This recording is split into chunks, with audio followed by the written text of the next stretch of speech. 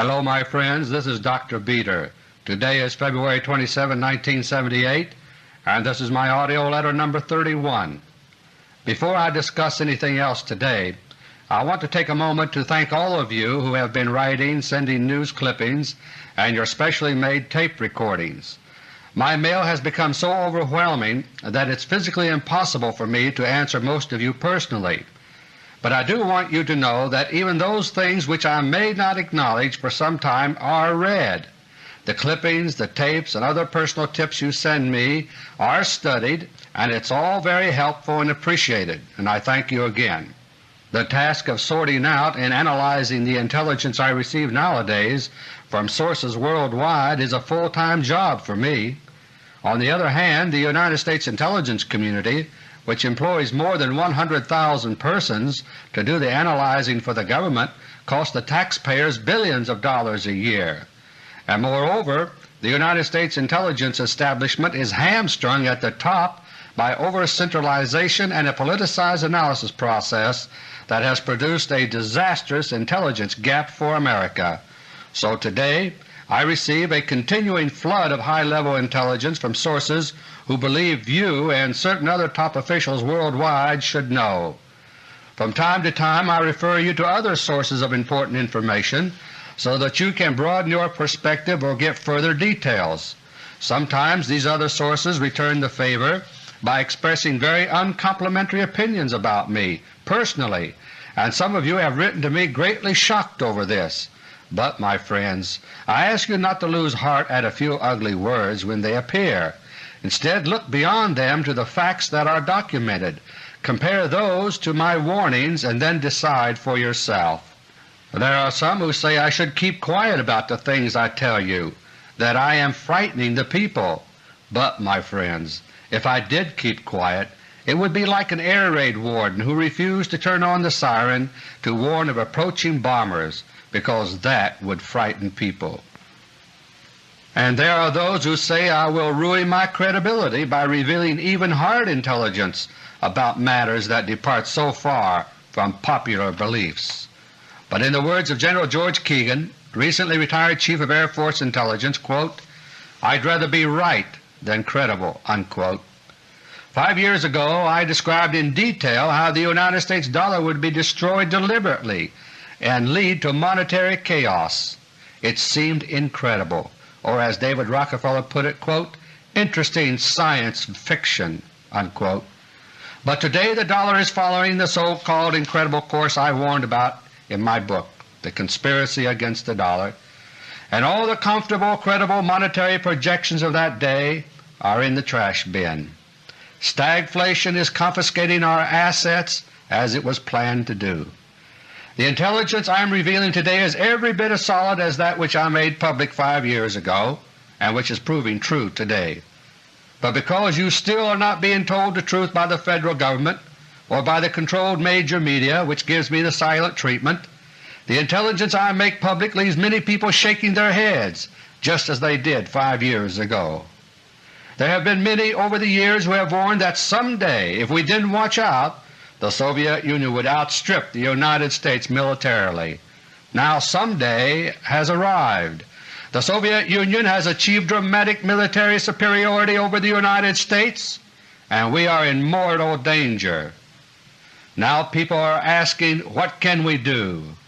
My friends, in December 1975, over 2 years ago, I recorded an entire 1-hour talking tape entitled "What We Can Do to Save America" in order to acquaint you with some of the things every American citizen could do. And periodically in my AUDIO LETTER tape series I have made specific suggestions about things you could do under our Constitution to help bring our outlaw government back under our control. But now more than ever, the most important thing you can do is to help to bring about total public exposure of the facts of our terrible predicament. Don't expect the controlled major media to do it. They're doing all they can to prevent this exposure because they are being used to control your thinking, not honestly inform you. The time left to us to spread the alarm is very short indeed.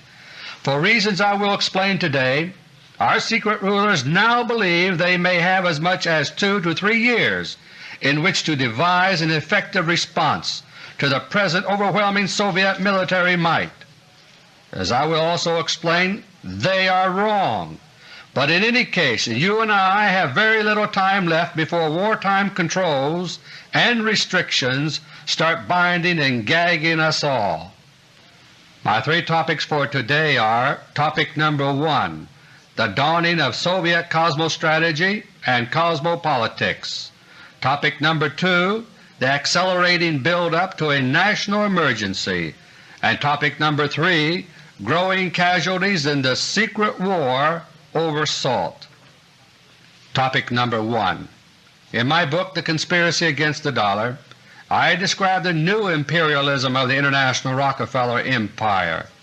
It's an imperialism in which economic power of multinational corporations and banks, monetary manipulation, and big money politics are used to control entire nations and to reap the profits of East-West trade.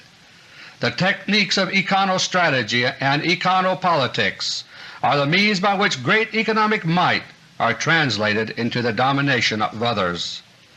These techniques are powerful, but they now face an unprecedented challenge. For in recent months the Soviet Union has suddenly burst into the world arena with its new techniques of cosmostrategy and cosmopolitics. In these techniques, unlike those of the Rockefeller establishment, money is a very secondary factor, important as a tool but nothing more. And in the newly unveiled Soviet approach to world domination, the earth is viewed basically from the perspective of space, the cosmos. The new era of Soviet cosmostrategy and cosmopolitics dawned in earnest 5 months ago on September 27, 1977, and our secret masters are still reeling from the shock. On that day, with the first 2 operational Soviet killer satellites called Cosmos interceptors in orbit, America lost the first full-fledged space battle in history. The secret American moon base in Copernicus crater was to have been the ultimate ace in the hole for the Rockefellers in the coming war, armed with powerful beam weapons able to strike the earth. But in the Battle of the Harvest Moon, the moon base was put out of action by Cosmos 954, the Soviet killer satellite that crashed in Canada last month on January 24. Using a neutron beam weapon, Cosmos 954 killed the entire crew of the Copernicus moon base with a stream of deadly neutron radiation. Our rulers got their first taste of the new Soviet cosmostrategy that same day, September 27, 1977. After a very harsh speech against the United States and the United Nations, Soviet Foreign Minister Andrei Gromyko demanded and got a hastily arranged, unusual evening meeting at the White House with Jimmy Carter and Secretary of State Cyrus Vance. Breathless reporters assured us that there had been a breakthrough in the SALT negotiations, and thereby painted this rush meeting as a good thing. But as I told you in AUDIO LETTER No. 26, the only real breakthrough that had occurred was the Soviet breakthrough in the awesome particle beam weapon.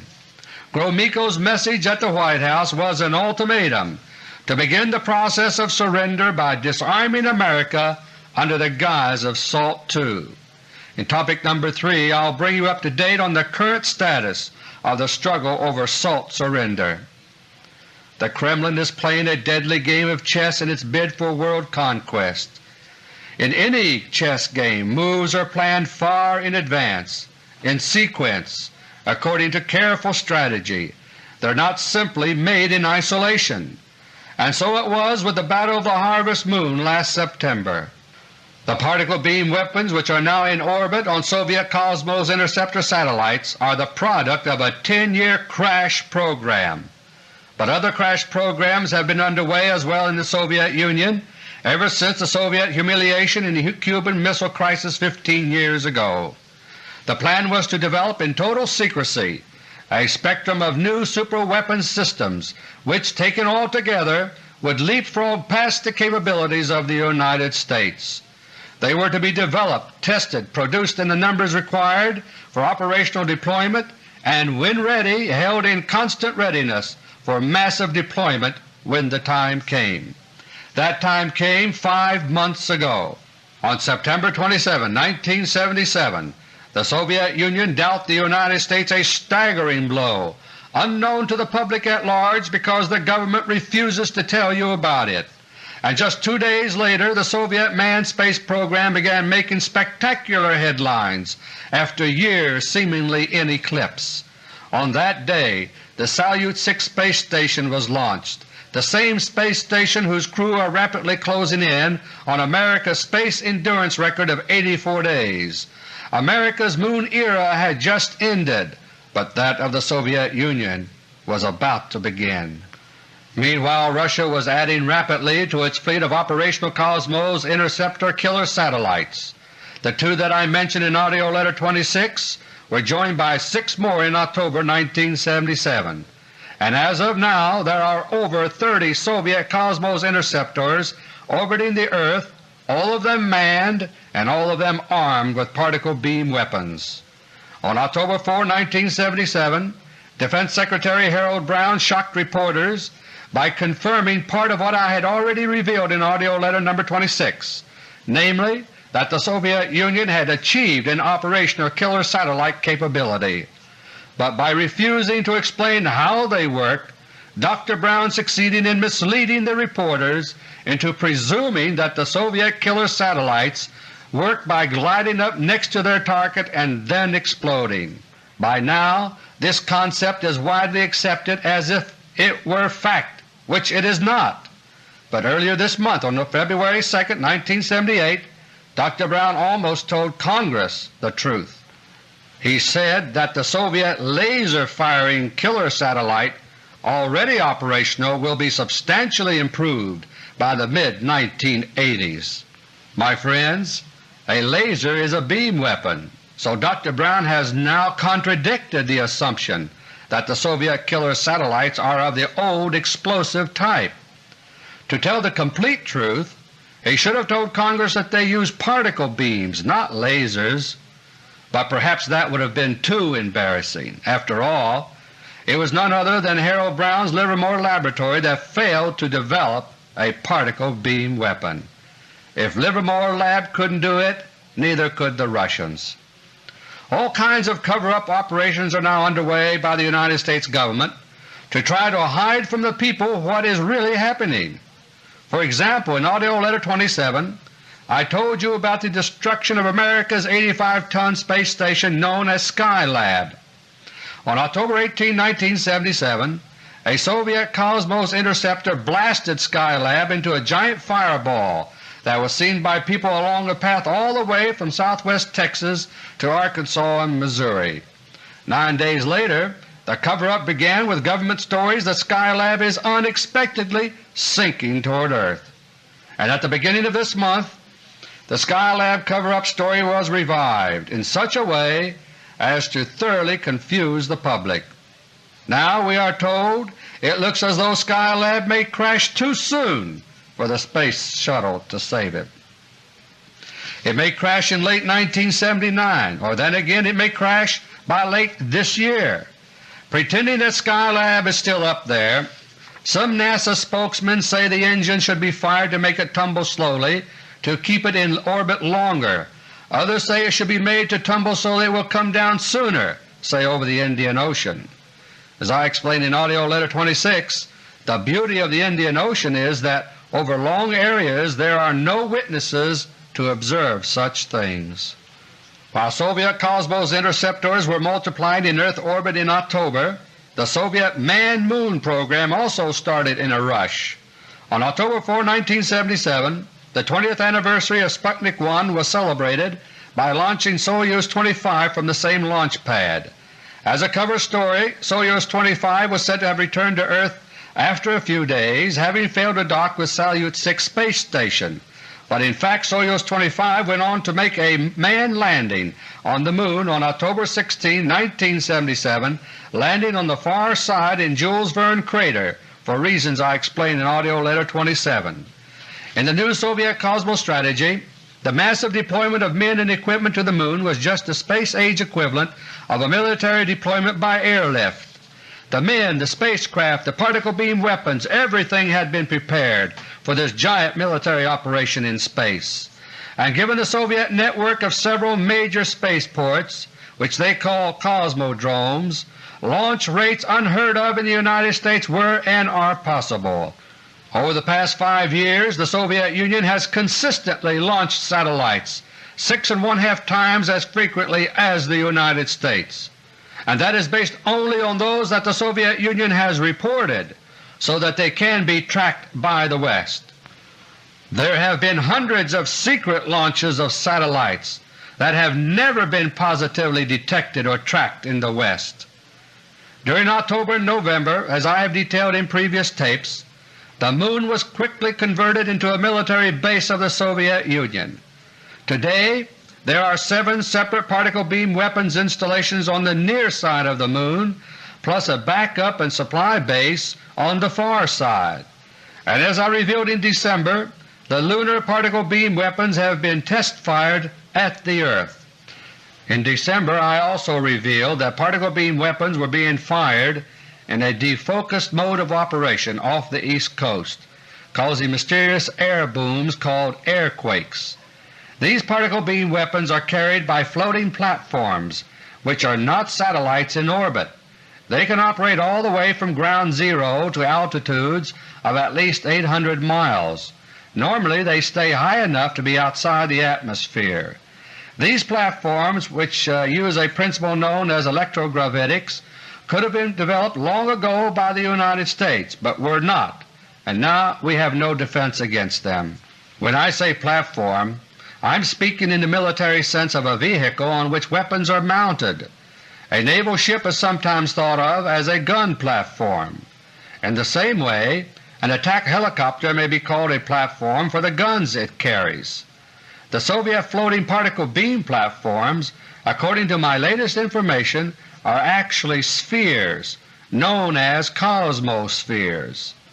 As with the other aspects of the sudden, decisive Soviet leap into cosmostrategic weapons, the Federal Government is trying to keep a lid on the cosmosphere story. The White House is trying desperately to come up with some kind of story to explain those airquakes which have rattled nerves and broken windows. Within a few days the Naval Research Laboratory is supposed to deliver a preliminary report explaining what the airquakes are. Every effort will be made to focus attention only on the East Coast, but airquakes are beginning to be heard elsewhere also, as other cosmospheres announce their presence. For example, at about noon Friday, February the 3rd, 2 airquakes were heard off the Texas Gulf Coast near Port Lavaca. There were 2 booms in quick succession heard over an area of 4 large counties. Then silence. The Coast Guard reported no aircraft on radar at the time, and there were no military aircraft in the vicinity. They were typical airquakes, my friends. The story was embargoed until 4 days later, Tuesday, and released only over the Texas wire of the Associated Press. As a result, they received no national publicity, and there have been and will be others around the country. When I recorded AUDIO LETTER 30 last month, the cosmospheres over the United States had all descended to relatively low altitudes, ranging from 15 to 60 miles. As of my latest report on February 23, they have climbed back up to more normal altitudes of around 400 miles, except for one over the Detroit area. This one, reported on that day to be at a height of 140 miles, was at a lower altitude earlier this month, and at that time there were many sightings around the Detroit area of an object that may well have been this cosmosphere. As I explained in topic number 3, foot-dragging by our secret rulers in agreeing to surrender by means of SALT II is provoking once again an increase in Soviet acts of intimidation. For that reason I think I should alert you to the latest locations of the Soviet cosmospheres over North America. The cosmosphere recently stationed over the Detroit area is the same one that formerly was over the Carolinas and caused many airquakes along the East Coast. Another is over the western Pennsylvania, West Virginia area. Another, formerly stationed in the vicinity of Quincy, Illinois, is currently over the Minneapolis-St. Paul area. There is a cosmosphere roughly over the Mississippi River east of Little Rock, Arkansas. Another is over the Red River between Oklahoma City and the Dallas-Fort Worth area. A cosmosphere is hovering almost directly over NORAD headquarters in Colorado. Another is over Hoover Dam on the Nevada-Arizona border, and another is over the Glen Canyon Dam in northern Arizona. There is another over western Montana, and those over southern Alaska and just west of Hawaii are still on station. There is one new cosmosphere reported this month, located at last report over the waters between the southern tip of Florida and Cuba. When I recorded AUDIO LETTER 30 last month on the evening of January 28, I had just received word that the crew and capsule Cosmos 954, the killer satellite that had crashed in Canada, had been picked up by a Soviet cosmosphere previously stationed over Ottawa. I can now finish the story with the news that just before midnight that same night, Eastern Time, the cosmosphere landed in a wilderness area north of Lake Superior at coordinates 48, 18 north, 85, 42 west. There the crew and capsule were transferred to a truck driven by Soviet agents, after which the cosmosphere departed. It's presently on station 212 miles north of Ottawa at an altitude of 300 miles. Needless to say, the search by Canadian and American teams for pieces of Cosmos 954 has no hope of ever turning up anything legitimate except auxiliary chunks of the satellite. Cosmos 954 was one of the two Soviet killer satellites which were operational when I record AUDIO LETTER 26. The other, launched last July, was Cosmos 929. Cosmos 929 was the first operational Cosmos interceptor satellite, and as I discussed in AUDIO LETTER 26, it destroyed an American spy satellite over Russia on September 20. Early this month, on February 2, Cosmos 929 fired its retrofire engines and re-entered the atmosphere over the Soviet Union, contrary to other published reports. Space operations in support of Soviet COSMOSTRATEGY are continuing on all fronts. Progress 1, the space bus with 9 cosmonauts aboard that was described as a robot supply ship by Moscow, transferred supplies to Salyut 6 and then detached itself. Progress 1 is still in orbit, awaiting the next stage of the project of building a mammoth new space station in space.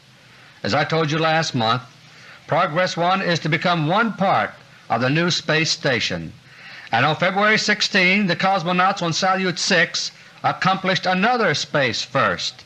They had started up an electric blast furnace which had been brought up by Progress 1, and the cosmonauts were to begin acquiring experience toward building large stations in space.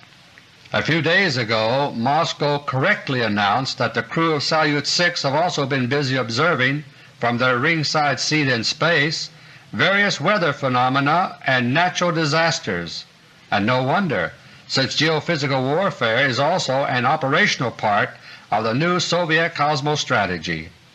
Beginning in AUDIO LETTER 24 last May, I've been warning about Soviet preparations to cause deliberate earthquakes and tidal waves as weapons of undeclared war.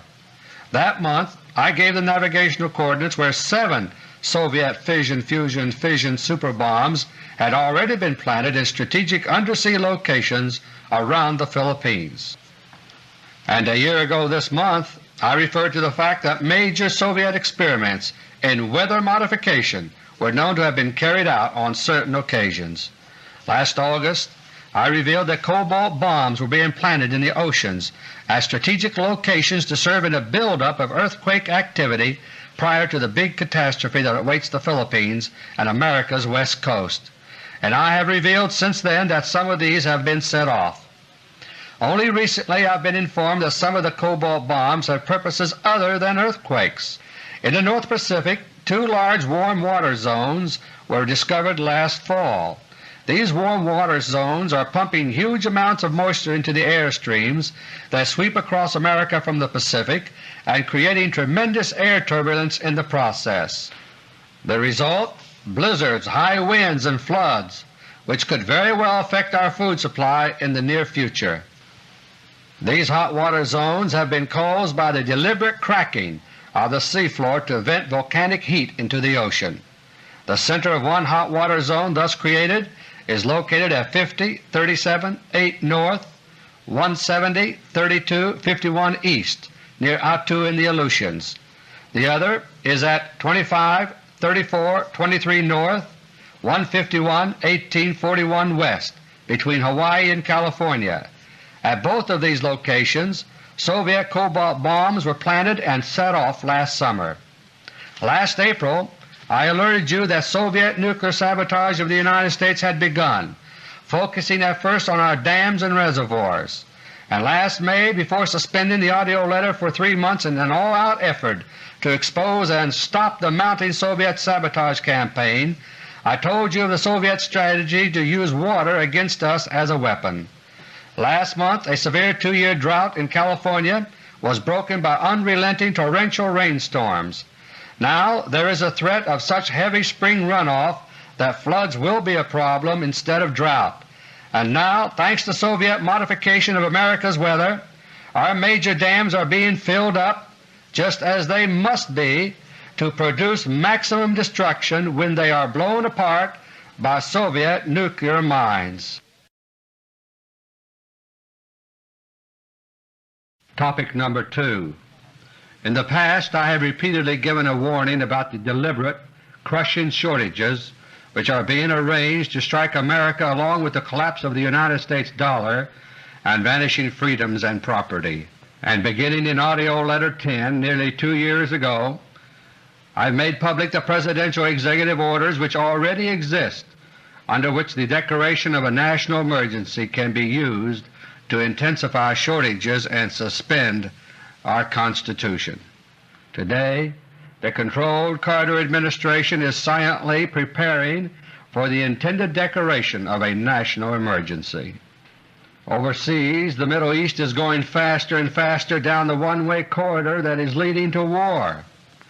And as I said last November, the attempted peace initiative to Israel by President Sadat of Egypt was an unnatural move for which he was programmed without his knowledge by certain elements within the CIA. Its purpose, unknown to Sadat himself, was to alter the situation in the Middle East in such a way that it would lead to war, not peace. And day by day now Sadat is becoming visibly more dejected and desperate. The controlled Carter administration has discovered that it is not possible any longer to turn aside the Middle East war momentum. Thus the Carter administration, flying the banner always of peace, peace, is now proposing a huge new sale of combat aircraft to Israel, Egypt, and Saudi Arabia.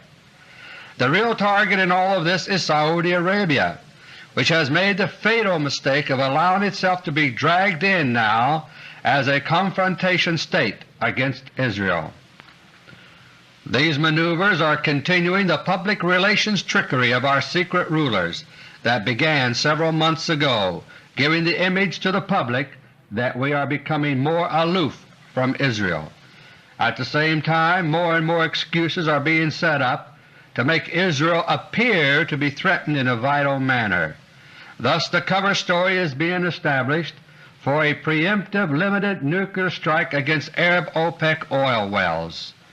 The war plan which I revealed in AUDIO Letter 6 for November 1975 is being updated and set in motion now, and when it comes, the cutoff of Middle East oil will give our secret rulers the excuse to greatly intensify the regulation and limitation of our personal activities. As a prelude to this, America's longest coal strike is still underway.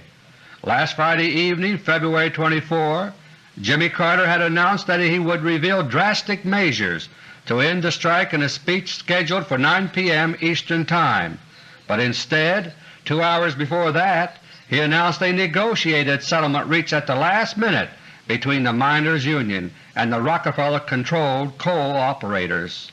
He presented it to the nation as if there were nothing left to be concerned about, but the whole thing is nothing more than a ploy to waste time and finally provide an excuse for really harsh Federal action.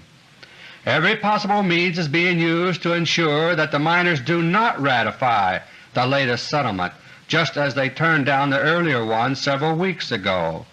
On one hand, the proposed contract is strewn with flaws designed to displease the rank-and-file miners, and on the other side of the coin, the miners are quietly being provided with many forms of support to deliberately minimize the pressure on them to settle.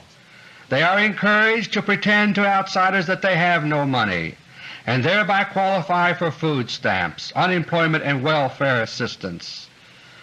In addition, credit unions are providing many miners with practically interest-free loans. Creditors are placing a moratorium on miners' accounts, and banks are not trying to collect miners' debts.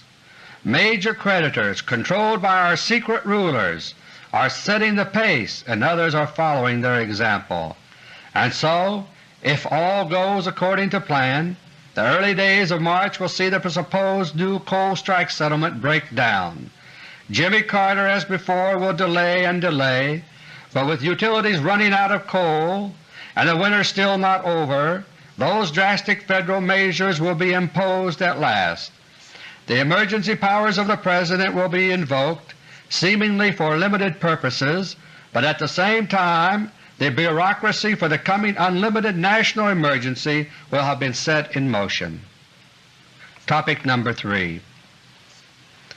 In 1972, Colonel Raymond S. Sleeper, United States Air Force retired, wrote an article for the American Security Council entitled USSR First in Space Power. It was published on March 6, 1972 in the Washington Report No. WR-72-4 of the American Security Council. In his article, Colonel Sleeper describes how Russia's space bomb satellite had already demonstrated its ability to blow up an enemy satellite in space, a concept that has now been superseded by the operational fleet of Cosmos particle beam interceptors. He also describes other facets of the widening lead in Soviet military use of space and says, quote, "They already have the capability to launch a major military space force to bludgeon the United States to accommodation on a particular request or demand." Unquote. Illustrating how it could work, he begins with the words, quote, "Assume for the sake of an example that the impasse continues in the negotiations between the United States and the USSR for the limitation of strategic weapons, that is SALT, and that the Soviet-sponsored European Security Conference is convened to reduce tensions quote, unquote, on the continent." End of quote. Pointing out the vulnerable status of Europe relative to the Warsaw Pact forces, he continues, quote, "The USSR launches several orbital satellites. It tells the world they are orbital bombers. United States space detection systems verify the satellite's presence. The Soviets assert that the satellites are able to destroy any target in Europe or the United States, but that their real purpose is to ensure a peaceful Europe." Unquote. With the West confronted with a dilemma over these satellites, Colonel Sleeper continues, quote, "Then to climax their ploy, the Soviets detonate a nuclear explosion over the eastern Atlantic Ocean 50 or 100 miles out in space. All of Europe would be suitably impressed and would accept what, in view of this demonstration of Soviet military power, now seem very reasonable proposals for peaceful coexistence quote, unquote, between the nations of Eastern and Western Europe. The United States, powerless, would be excluded." Unquote. To obtain more details from Colonel Sleeper's account, I suggest you write to the American Security Council at Boston, Virginia, zip 22713. To bring Colonel Sleeper's scenario into virtual reality today, it is only necessary to add the elements of widespread sabotage, replace the hypothetical space bombers with Cosmos interceptor satellites and cosmospheres, and realize that only government leaders are let in on these things today, not the public, Every time new snags develop in the SALT talks in Geneva, new explosions and other acts of Soviet intimidation increase in the United States. In recent weeks, the earlier predictions of an early SALT agreement have been replaced once again by stalling by our secret rulers, and once again disasters are striking seemingly at random around the United States. Last month I told you that the Soviet Union is now ready militarily to destroy the United States in nuclear war and to survive our counterattack, if any. But I also informed you about a drastic new change within the Kremlin itself. With Leonid Brezhnev physically incapacitated, the hawks have taken over in the Kremlin since early December, and as a result Soviet policies have become openly more aggressive lately. The situation as a result is highly volatile. Anything can happen. There's a major threat, as I warned you last month, that the military KGB secret police faction that now controls the Kremlin may step up the plans for war and strike without warning, which they are well able to do. Soviet nuclear mines now dot the United States. Soviet underwater nuclear missiles infest our territorial waters, including the Great Lakes, and as of my latest report, the Soviet submarine armadas I told you about last month are still there along our Pacific, Atlantic, and Gulf coasts. But in spite of this volatile situation and extreme danger, I should also give you the assessment of our secret rulers themselves, so that you can understand their approach to the current situation. For more than 2 months following America's loss of the decisive Battle of the Harvest Moon in space last September, the controlled Carter administration was in complete disarray. In mid-October, with the American satellites evaporating in fireballs worldwide and the Soviet fleet in a pincers movement threatening imminent attack, the Carter administration sent its capitulation to Moscow. In other words, surrender by means of a lopsided SALT II agreement would proceed. Both Soviet and American declarations indicated that SALT II was moving fast. An agreement by the end of December was the deadline set by Brezhnev. But in November violent cross-currents began surfacing over SALT. As I explained then, our rulers were stalling for time, using controversy in Congress as a shield. Immediately Brezhnev tightened the screws with undersea detonation, the destruction of Toccoa Dam in Carter's home state of Georgia, a violent rail blast in Erie, South Korea, and other measures. Soon Administration actions and statements appeared to be once again following the dictates of the Kremlin.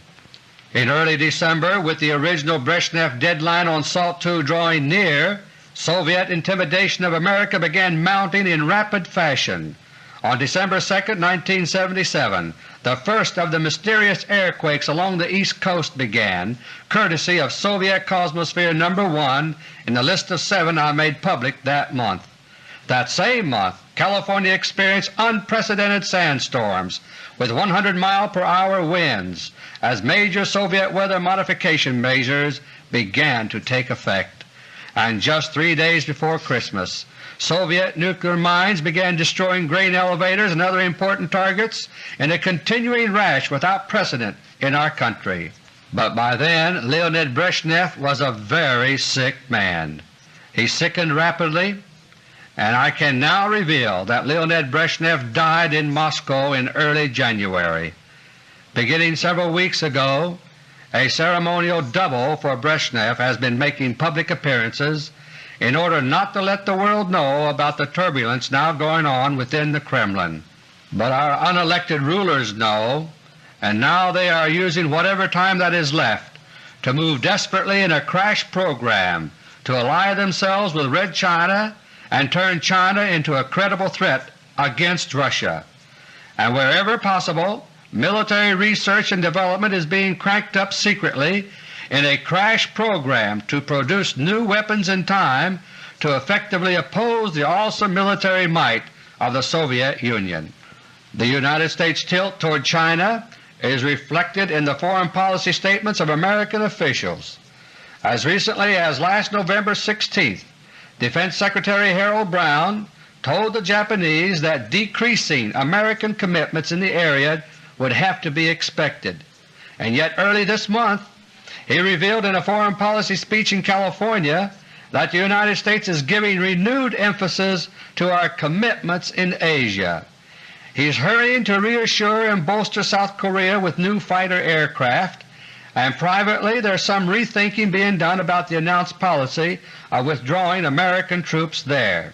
He is also talking very differently than earlier about the necessity of retaining the major naval and Air Force facilities in the Philippines. My friends, our secret rulers and their advisers are telling themselves that they can hold off the Soviet Union for perhaps 2 to 3 years before the internal consolidation of the Kremlin bureaucracy takes hold. By then our secret rulers hope to have Red China firmly in hand, ready to throw into the fray with Russia. And in all of this, the tremendous financial grip of Japan by our secret rulers, the 4 Rockefeller brothers, is being used as a major tool. Japan has just signed an historic 8-year $20 billion trade agreement with China, which already is thawing the diplomatic ice between these 2 Asian giants.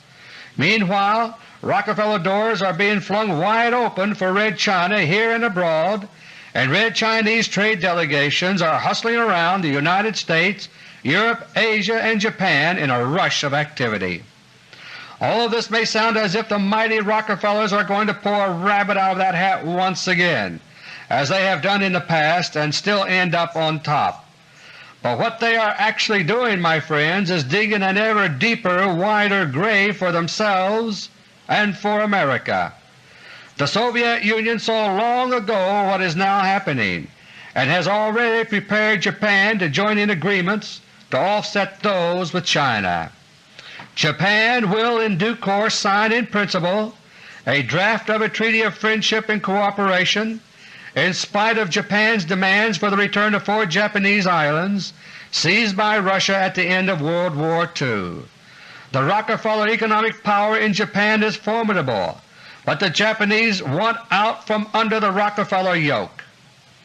Quoting now from my book, page 76, "This situation could continue for a reasonable length of time, culminating in Japan's causing China and the Soviet Union to join with her in agreements opening huge economic markets stretching from East Germany to the far reaches of East Asia. These agreements would constitute in effect a military alliance between the 3 Asian powers, and thus would be born in this century another Axis, a Moscow-Tokyo-Peking Axis, a new gigantic Asian power bloc cemented on Moscow-Tokyo-Peking relations, 3 Asian giants." End of quotation from my book. The Rockefellers helped Soviet Russia to grow into the world's #1 military power, only to lose control over their Frankenstein monster. But it seems they never learn. Now the process of building up Red China as fast as possible has begun, and that will end in utter catastrophe. Ultimately the forces tending to join Russia, China, and Japan in a giant new Asian axis far outweigh the minor influences the Rockefellers can bring to bear. The Rockefellers are right in believing that a process of settling in and consolidation lies ahead for the Kremlin, but they are wrong, dead wrong, in believing this will weaken the Kremlin to such a point that the present overwhelming Soviet military advantage will be allowed to slip away. The Soviet Union, increasingly under the influence of Defense Minister Marshal Dmitry Ustinov, is keeping a close eye on the military situation. The Rockefeller dream of overturning the Soviet advances in military technology in the space of 2 to 3 years is unrealistic to the point of arrogance. But just to make sure, Soviet sabotage of key plants and installations nationwide has already been carried out. For example, consider a small sampling in my own hometown of Huntington, West Virginia.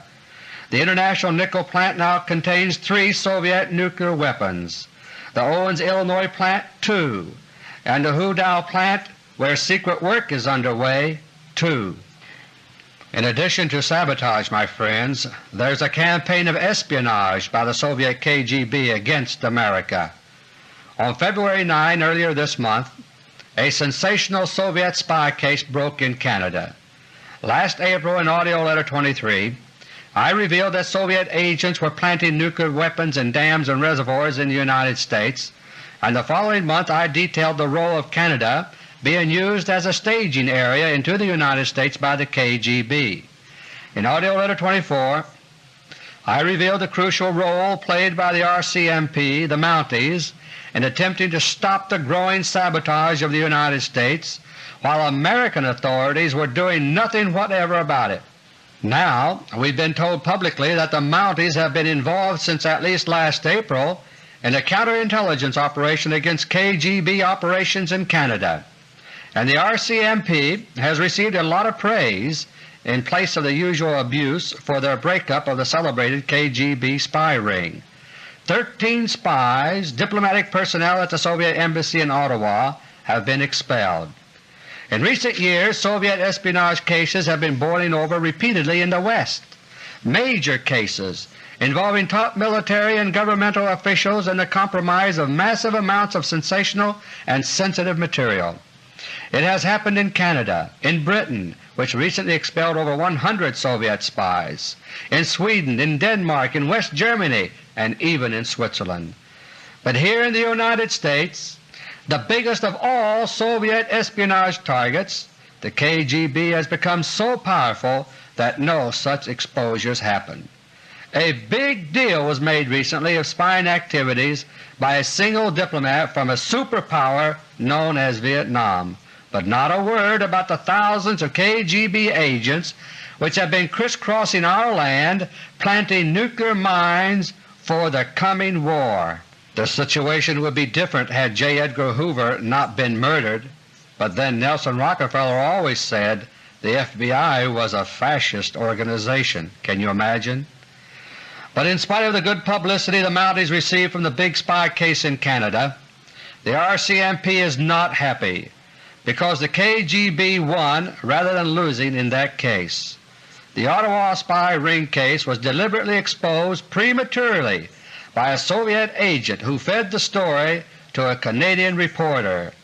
The story was printed, the RCMP's cover was blown, and the massive KGB operations now underway in Canada were rendered safer than ever, because in Canada as here the KGB has friends in very high places. At the present time, big Ilyushin airliners of the Soviet airline Aeroflot, together with Cuban, Polish, and Czechoslovakian airliners, can be seen frequently at the Mirabel and Dorval airports in Montreal. This despite the fact that very few commercial air travelers fly between Canada and Eastern Europe.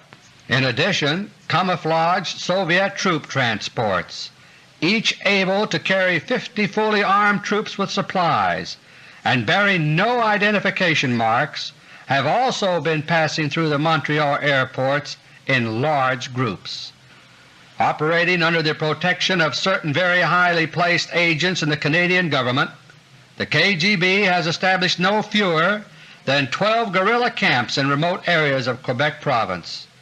At the present time, over 3,000 KGB trained personnel are in Canada, able to speak fluent English and prepared to infiltrate into the United States at will.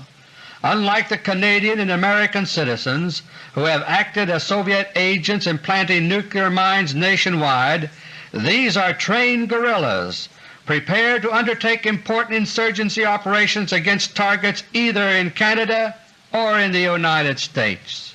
By weather modification, by sabotage, by espionage, and by other means, a secret war is now underway between the Kremlin and the United States over SALT II, which is to be America's surrender treaty.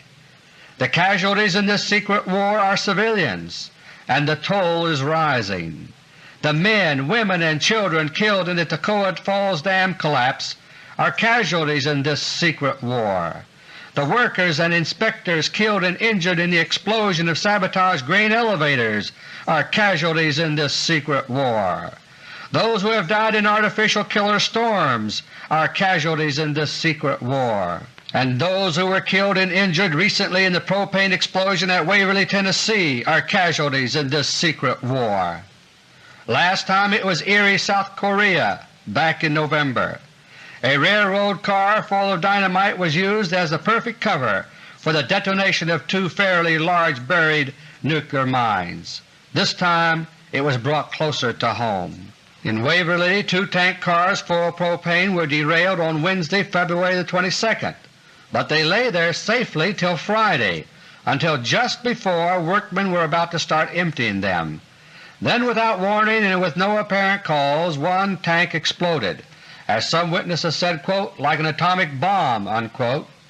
A huge black mushroom cloud billowed into the sky, leaving over 9 dead, scores injured, and the downtown area flattened and burning. Philip Hooper, Vice President of the L&N Railroad, said, quote, "It was unusual. These derailed cars were there for 24 hours and did not leak. We had a call from our expert at the car that they were going to begin the transfer in 8 minutes. Then it blew. It did not follow a normal explosion. It ruptured, then it exploded." Unquote. Thus another KGB sabotage operation within our own country drew to a close. Sabotage brought about the derailment and the explosion. Sabotage targets also include oil tank farms, oil pipelines, and other like installations. In the closing words of my book, I warned 5 years ago that, quote, "if the new Asian forces are not understood, but are met with ignorance and arrogance, then the world will indeed be headed not for a generation of peace, of which President Nixon has so proudly boasted, but for World War III." Unquote. Today our secret rulers are meeting the new Asian forces with the ignorance and arrogance of those who do not recognize any power higher than themselves. By so doing, they are bringing the wrath of God upon themselves and upon all the rest of us. We will be chastised as well as cleansed in the process. Until next month, God willing, this is Dr. Beter. Thank you, and may God bless and protect each and every one of you.